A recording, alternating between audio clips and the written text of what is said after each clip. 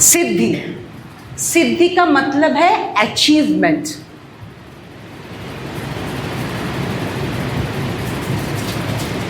क्या क्या होता है?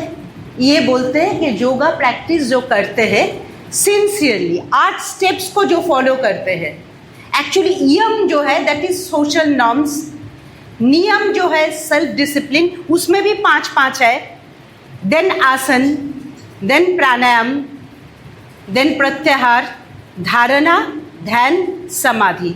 यम जो आप फॉलो करते उसमें आपसे ज़्यादा फायदा आपका सोसाइटी का है, आपका भी फायदा है, स्ट्रेस टेंशन कम हो जाता है। लेकिन उस डिटेल में मैं नहीं फिर जाना चाहती हूँ क्योंकि वो है ऑलरेडी, प्लीज़ एक बार सुन लीजिए।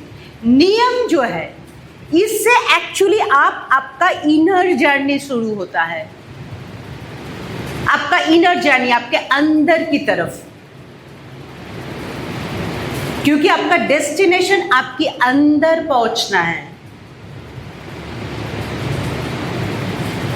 सबको लगे कि ये सोच के हम लोग यहाँ पे प्रैक्टिस शुरू नहीं किए थे, पता है कोई शुरू नहीं किए थे, लेकिन आपको फ्लेक्सिबिलिटी तो चाहिए था, बीमारी भी तो कम होना था, वो भी तो आपका अंदर में ही है, उसका जड़ भी तो आपके अंदर में ही है, तो अंदर में पहुंचना इनएविटेबल है।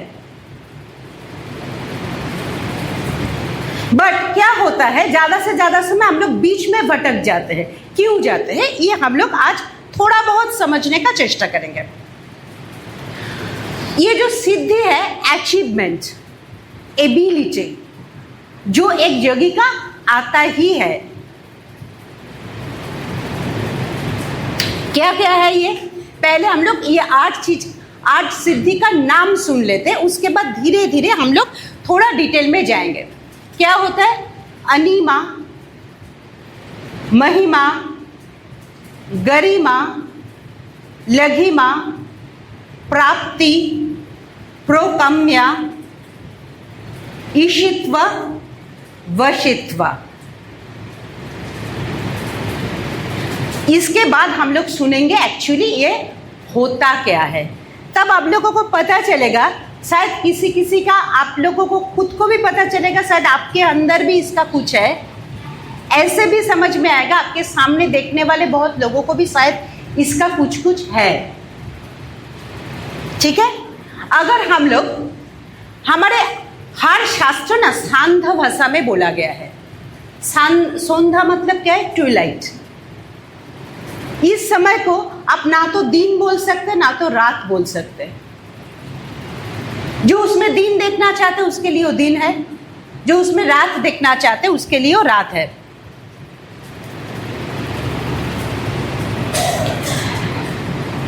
तो क्यों हम लोग इस तरह से, हमारे शास्त्रों बोला जाता है इसीलिए, एक है आम आदमी के लिए, वो जैसे देखना चाहते ऐसे देखे, और एक जो गहरी में जाना चाहते उसके लिए उसके पीछे का भाव है।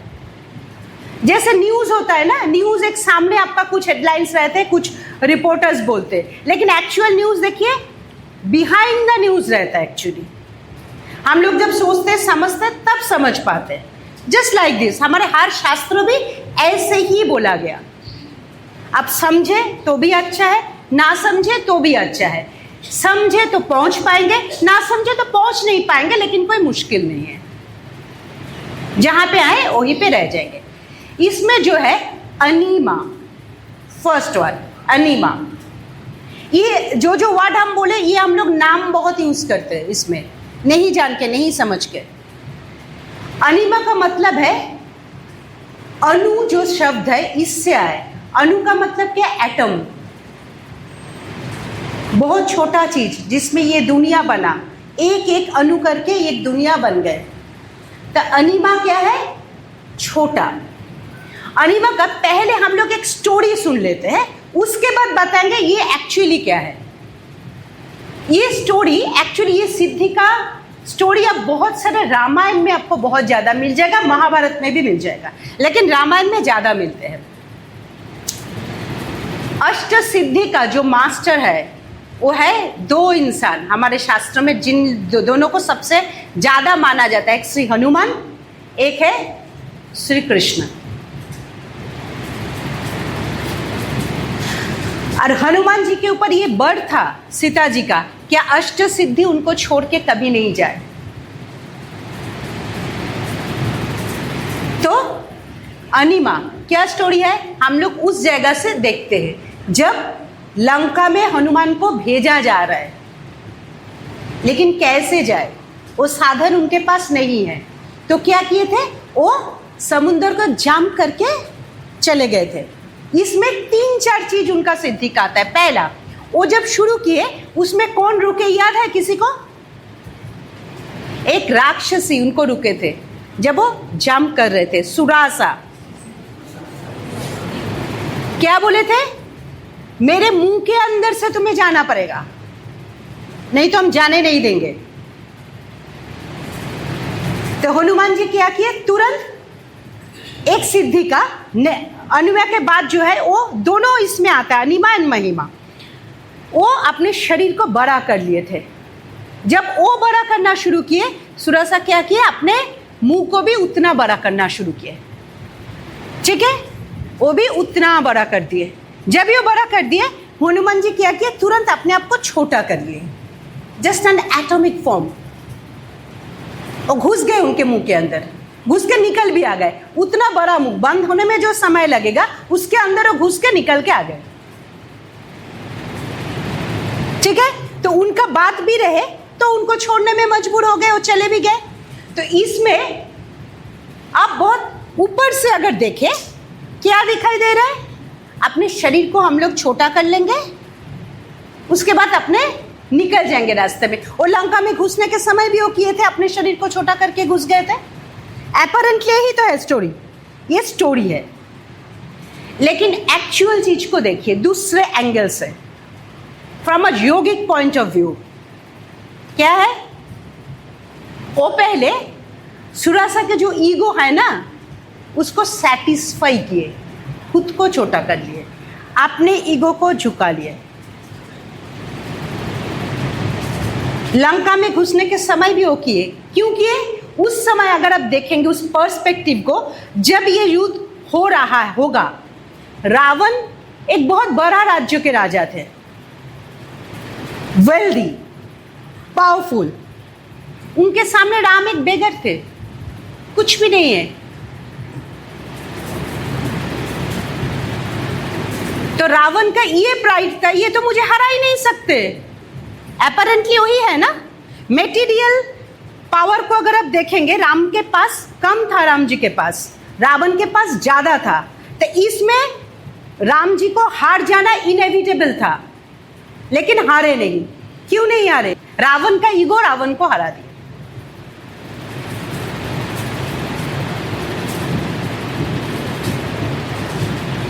रावण का वो टावरिंग ईगो ना होता तो शायद वो नहीं हारते। आप देखिए, हम लोग जब कुछ चीज अचीव कर लेते हैं, हर इंसान करते हैं, सबका एक अचीवमेंट रहता है। जब भी होता है हमारे ईगो उससे बढ़ जाता है। जिनको हम लोग हमारे पैरामीटर में छोटा समझते हैं, हमसे कम पावरफुल समझते हैं, उनके तरफ हम ध्यान भी नहीं देते हैं, जरा सा इज्जत भी देना नहीं चाहते। उसी जगह पे हमारे हार शुरू होता है। तो अनिमा क्या है? A mental ability to observe a situation from a micro level. कोई भी काम हम लोग जब करते हैं, आप देखिए उसको माइक्रो लेवल मतलब एक छोटा से छोटा चीज को ख्याल रखने का जरूरत होता है ना। यहाँ पे हम लोग सभी कोई ना कोई कुछ ना कुछ काम करते हैं, उसको बहुत बारीकी से हम ना देखें, एक छोटा छोटा रूप से ना देखें, तो गलती उसी जगह से घुसता है। वो बिजनेस हो, घर की काम हो, कुछ भी चीज हो, ये परफेक्शन के लिए माइक्रो लेवल से देखना बहुत जरूरी होती है। हम नहीं देख पाते, इसीलिए हम लोग फ्लॉज खुद चुन के लाते हैं। That's a yogic side of Anima actually. जब आप प्रैक्टिस करेंगे ये आपको आ जाएगा। देखिए, आप लोग जब प्रैक्टिस शुरू करते, पहले आके जो आप लोग बोलते हैं ना, गुस्सा पहले से कम हो गया। कुछ नहीं है, पहले जो प्रॉब्लम होता था वो अब समझना नहीं चाहते थे, अभी वो समझ आ रहा है, उतनी शांति आ रहा है, तो उस प्रॉब्लम की बारीकी से आप समझ पा रहे, इसीलिए आपको गुस्सा नहीं आ रहा है। तब माइल्ड लेवल ऑफ अनिमा शुरू हो रहा है। नेक्स्ट क्या है? महिमा, जस्ट रिवर्स। इसको जैसे छोटा छोटा रूप से हम लोग देखते हैं, बहुत बारीकी से, सटल लेवल से। महिमा में क्या है? Universal point of view, micro and macro दोनों ही चाहिए, है ना? ये भी जरूरी है वो हम देखें इस चीज का इफेक्ट क्या है, माइक्रो एंड मैक्रो। देखिए अभी हमारे एक दुनिया में एक युद्ध चल रहा है, शुरू हुआ माइक्रो लेवल पे, लेकिन उसका इफेक्ट देखिए हमारे घर घर में पहुंच गए। हम लोग सब उसको झेल रहे हैं, लेकिन हम लोग कोई युद्ध में नहीं है, लेकिन हम लोग झेल सब रहे। तो वही चीज को समझना, इसका बिगर इम्पैक्ट क्या होगा। हम छोटे से समझना शुरू करें और समझे इसका बिगर इम्पैक्ट क्या होगा। दैट इज महिमा, जो हनुमान जी उस समय किए थे। क्यों किए थे? सुरसा के सामने अपने आप को बड़ा क्यों कर लिए? ताकि उसका प्राइड शुरू हो जाए, इसको खाने के लिए हम भी बड़ा हो जाए। जब भी वो बड़ा हो गया, वो एक झटका से छोटा हो गया, लेकिन उनका ईगो उनको छोटा होने नहीं दिए।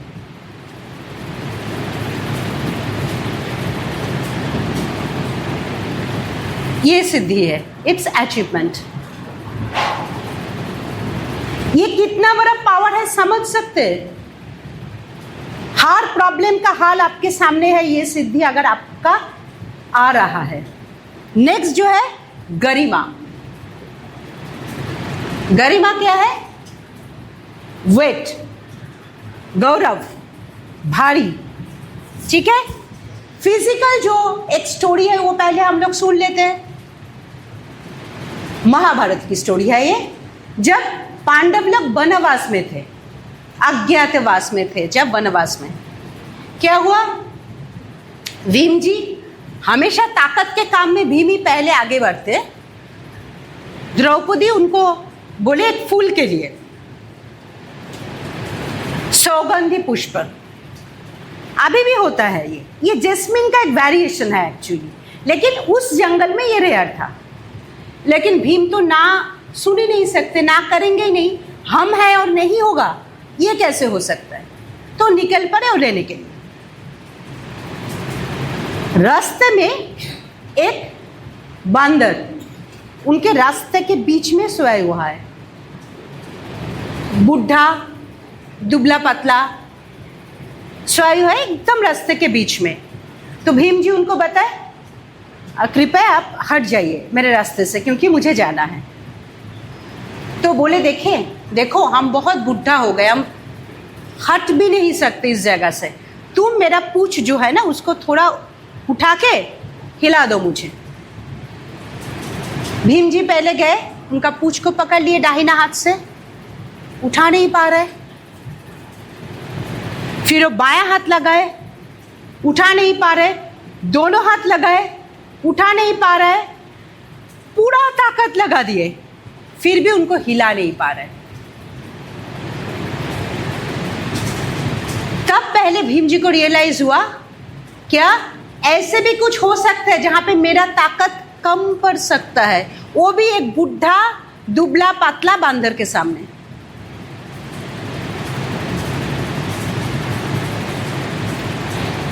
तब वो समझ गए कि ये बांदर कोई आम तो नहीं होगा। है कौन?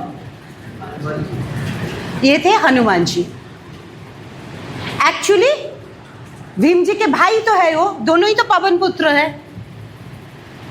तो बड़ा भाई को लगा इनका प्राइड थोड़ा कम कर देना चाहिए, क्योंकि यही इनका फ्लॉज है, इसी से ये हार जाएगा। कुछ दिन बाद तो कुरुक्षेत्र होने वाला है, ये प्राइड अगर रहे तो हार जाएगा। तो कोई भी युद्ध में उतरने के पहले ईगो को कम कर लेना बहुत जरूरी होता है, क्योंकि ईगो एक पर्दा है आपके आंख के सामने जो आपके नजर को धुंधला कर देते हैं, फॉग के तरह, कोहरा के तरह।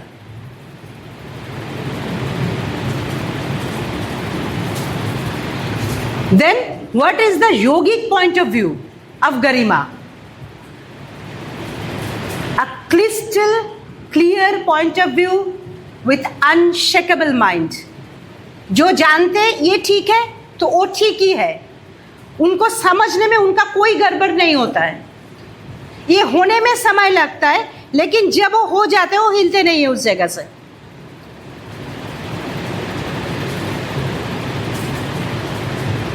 तो ये ताकत किसी के पास है कि अपने पॉइंट ऑफ व्यू को इतना अच्छे तरीका से उस समझने के बाद उसको एक्सेप्ट किए तो आप उसको हिला नहीं सकते।